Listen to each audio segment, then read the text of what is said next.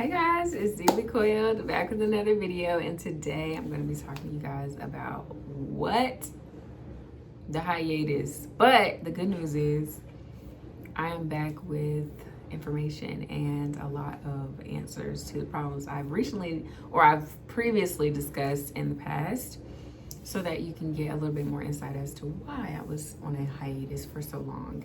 And yeah, so without further ado, let's get into the video.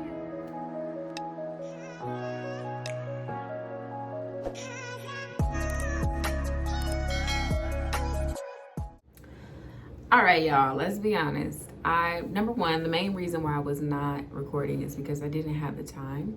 That's one thing. But that was also a part of another big issue. Was my hair has been growing tons. It's been growing tons, but I just have not had the time to consistently do it. So pretty much the majority of my styles have been this and nothing more.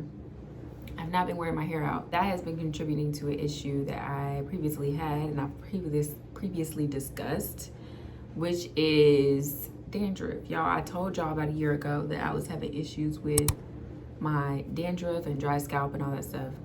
Well, I've come to tell you that I have answers. So once around that time, I was seeing dandruff, right? And it was itchy. It was, I would say, slight. It was not severe or even moderate. It wasn't, but it was still there. And so I wanted to figure out some ways to counteract that so that I didn't have a lot of dandruff. Now, dandruff is something that's very common, you would say. It's very common, but the dandruff that I had started to become progressively worse. It started to show up during maybe the second or third day after I washed my hair, which is definitely not okay because I had just washed my hair. So there was nothing that should have made my hair have that much dandruff. And so it wasn't until maybe 6 months after, around, I would say, November of 2023, when I started to realize, wow, okay, I actually do have dandruff. Like, this is something that might be a little bit more. And so when I would go in, and actually, let me show you the tool I use. I would go in with a comb and I would just scrape my scalp, you know, and then some flakes would come off and I'm like, okay, cool. I'll start doing that before wash day, wash my hair. But then it started to get even worse because when I did that and I washed my hair, yes, it would be gone, but then it would come back sooner. And then my scalp now felt really dry throughout the week, and I couldn't counteract it because guess what? You're not supposed to put oil on your scalp. So I'm like, okay, how do I get my scalp to be moisturized and my hair without causing a flare-up and feeding that fungus that's technically on your scalp?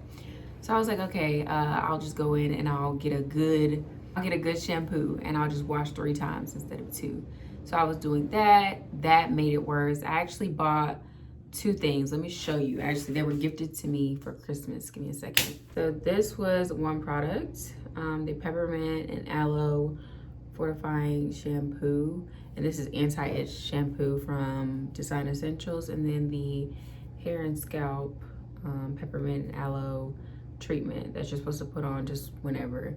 So I was like, okay, I think I might have gotten it. I think I might have solved the issue. Well, after using it, yeah, it was great, but it wasn't doing anything for me. It just wasn't. It felt good. Initially, it cleaned my scalp, but after that, I wasn't retaining a clean scalp. Dandruff was still there. As a matter of fact, it got worse, I felt. It got worse because I'm gonna insert a clip of my hair after I used this comb to kind of comb it out. It was not pretty. And I said, what the heck? I think I might need to go to a doctor. I might need to go to a dermatologist because I'm trying too many things. I tried Sulfur 8, you know, I told you that. I tried, in the beginning stages, I tried Head and Shoulders medicated shampoo. Those 2 things were great in soothing my scalp, but when it comes to actually solving the problem, they were just not working.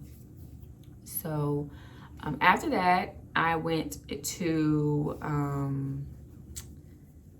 what did I try? I totally forgot what it was called. Can't remember. Well, nonetheless, after doing this, I'm gonna insert a clip of what it looks like here. After doing this, it was like, okay, yes, Sabri, you need to go and you need to go to see a doctor. So that's what I did. I went on my online portal, showed them pictures of everything, and they said, yes, you have cerebic, I don't know how to say it, y'all, dermatitis. And that's just a common dandruff that builds up. So you have to treat it, and to maintain that, I was given 2 things, okay? So she sent me 2 things, one of which is a shampoo, which I will show you first. So I was prescribed ketoconazole shampoo, 2%, okay? Ketoconazole, let me tell y'all something. So you're supposed to leave this on your skin, or your scalp, for 5 minutes and then rinse it off. When I tell y'all, I'm gonna insert a picture of what that looks like too. When I rinsed out my hair and I had the ketoconazole on there after 5 minutes, immediately you saw a big difference in my scalp. As a matter of fact, it was red, and it, like, some areas had red spots. Like, to me, that shows that there was irritation there, and it was attacking something. It was attacking something there that was fungus or something. It relieves me of having to think about, okay, something else doesn't work, you know? So that worked. My scalp was squeaky clean, and I did not put it on my hair though. So I went in with a co-wash first. I TJ, because I knew I wasn't gonna be putting another shampoo on my scalp, because I didn't want to counteract what I had put on there for the first shampoo. Went in first with the TJ Quench 3-in-1 co-wash conditioner and detangler. This is really good. This is actually very good for what I was doing, as far as like putting this on my hair first, and then going in and washing that out, and then going in and putting the treatment on my scalp. That was very, very helpful, because my hair was squeaky clean. I didn't have to do shampoo. And then afterwards, I did my deep conditioner. This is something I'm actually very excited about. This conditioner right here is the truth. I've been wanting to get my hands on this for the longest, but the Camille Rose Camille Rose Restorative Deep Conditioner, Ukuba, and ghee butter. Crafted to penetrate, moisturize, and soften all hair textures. So this right here was a lifesaver, because when I put it on my hair, one thing I don't like about deep conditioners is when they sit on your hair and you can't detangle, because what's the point? Like, I'm trying to detangle my hair when I put this in there and keep it moisturized. It just doesn't make sense. And I recently used the Melanin Hair Care Deep Conditioner. I think that's a good one. Sometimes it sits on my hair, and so I think that's very counterproductive to what I want for this wash day, or wanted for this wash day. So when I put this Camille Rose in my hair, it was like it was amazing. And then I finished with putting the second thing that was prescribed by the dermatologist, which is this clobetasol.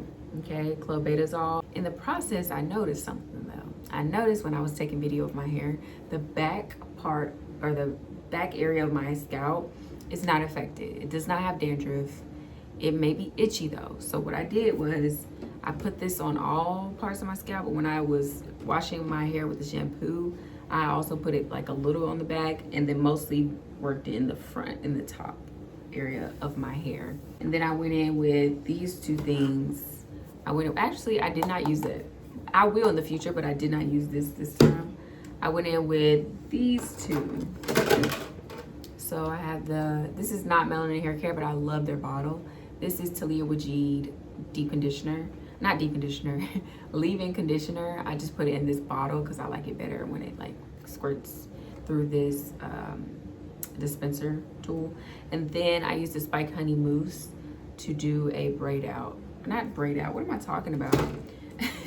I did the Spike Honey Mousse 4-in-1 styler to do my wash. It was like a not co-wash. What is it? I've been out of the game. I don't know what to call nothing these days. What is this called? Wash and go. Oh my gosh. To do a wash and go, because it was so funny. My boyfriend called me. He said, let's go out to eat. I'm hungry. I said, I'm not. I got 2 twists left. First of all, I just finished doing my hair. He's like, okay, well, I'll be over there in a second. I'll wait for you and we can go afterwards. So I was like, okay, I really didn't have 2 twists. I had a whole back section left. So I put this in there so it could be a wash and go, and I just, rang it through.